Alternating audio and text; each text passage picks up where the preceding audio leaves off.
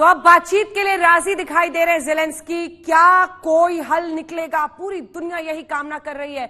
Ukraine पर रूस ने अब अपने विनाशकारी हथियारों का एक के बाद एक इस्तेमाल भी शुरू कर दिया है। जी हां, आइए आपको दिखाते हैं सिलसिलेवार ढंग से। युद्ध के 26वें दिन रूस ने यूक्रेन पर अपनी सबसे घातक हाइपरसोनिक मिसाइल से ताबड़तोड़ हमले किए। रूस ने किंजल और जिरकॉन हाइपरसोनिक मिसाइल्स का इस्तेमाल किया है, लेकिन इस बीच अमेरिका ने रूस को लेकर एक बड़ी चेतावनी जारी कर दी है। जी हां, अमेरिका ने कहा है कि रूस अब यूक्रेन में केमिकल हथियारों का भी इस्तेमाल कर सकता है। आइए देखते हैं केमिकल हथियार क्या होते हैं, कैसी तबाही मचा सकते हैं।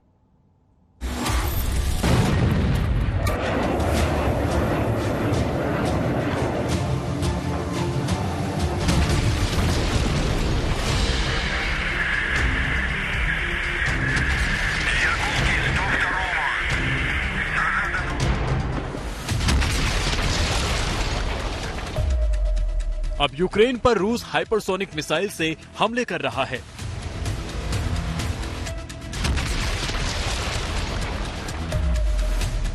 यूक्रेन पर कब्जे के लिए रूस ने अपने ब्रह्मास्त्र निकाल लिए हैं। रूस ने यूक्रेन पर किंजल और जिरकॉन हाइपरसोनिक मिसाइल दागी। यूक्रेन और रूस के बीच छिड़े युद्ध के बीच अमेरिका की बड़ी चेतावनी। अमेरिका बोला, यूक्रेन पर रूस कर सकता है केमिकल हथियारों का इस्तेमाल। अमेरिका ने कहा, यूक्रेन पर कब्जा करने के लिए बौखलाया हुआ है रूस। युद्ध के 27वें दिन अमेरिका ने लगाया रूस पर सबसे गंभीर आरोप।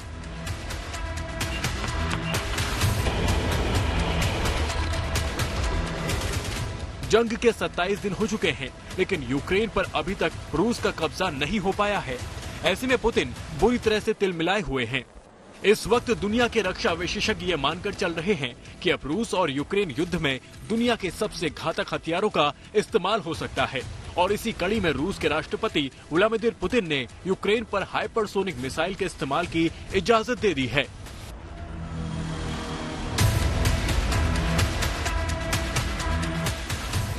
रूसी सेना ने यूक्रेन में हाइपरसोनिक मिसाइल से ऐसे वार किए कि दुनिया देखती रह गई। पहले रूस ने अपने हाइपरसोनिक मिसाइल से यूक्रेन में हथियारों के खुफिया गोदाम को उड़ा दिया और उसके बाद तबाही की जिरकॉन हाइपरसोनिक मिसाइल भी लॉन्च कर दी।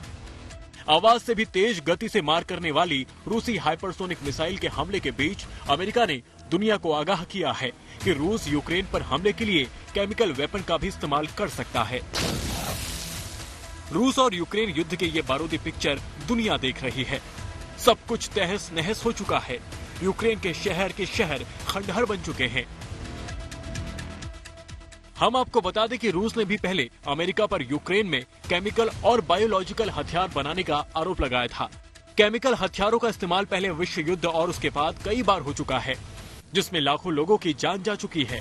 अब आपको बताते हैं कि केमिकल हथियार होते क्या हैं।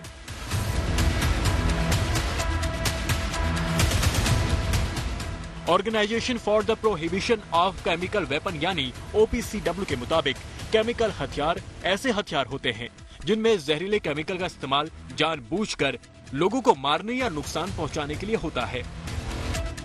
ऐसे सैन्य उपकरण जो खतरनाक केमिकल को हथियार बना सकते हैं, उन्हें भी केमिकल हथियार या रासायनिक हथियार माना जा सकता है। रासायनिक हथियारों की कई श्रेणियां हैं। कुछ रासायनिक हथियार ऐसे होते हैं जिनमें इंसान का दम घोटने वाली रासायनिक गैस जैसे फोस्जीन होती हैं। ये इंसान के फेफड़े और श्वास तंत्र पर हमला करते हैं, जिससे पीड़ित व्यक्ति की सांस न ले पाने की वजह से मौत हो सकती है।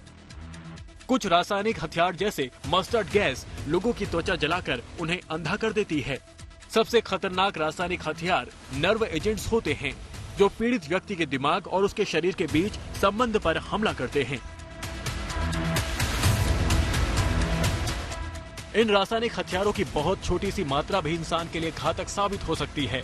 नर्व एजेंट VX की 0.5 मिलीग्राम से भी कम मात्रा एक वयस्क व्यक्ति को मारने के लिए काफी होती है। युद्ध के दौरान ये सभी रासायनिक एजेंट्स आर्टिलरी शेल, बमों और मिसाइलों के जरिए इस्तेमाल किए जा सकते हैं, लेकिन केमिकल वेपन्स कन्वेंशन 1997 के तहत इसका प्रयोग प्रतिबंधित है रूस समेत दुनिया के कई देशों ने इस कन्वेंशन पर अपने हस्ताक्षर किए हैं। इससे पहले इन हथियारों का इस्तेमाल प्रथम विश्व युद्ध 80 के दशक में हुए ईरान इराक युद्ध और हाल ही में सीरिया सरकार द्वारा विद्रोहियों के खिलाफ किया गया है। ऐसे में अमेरिका को अंदेशा है कि रूस अब यूक्रेन युद्ध की अंत कथा लिखने के लिए अपने सारे घातक हथियार निकाल सकता है। आज तक ब्यूरो।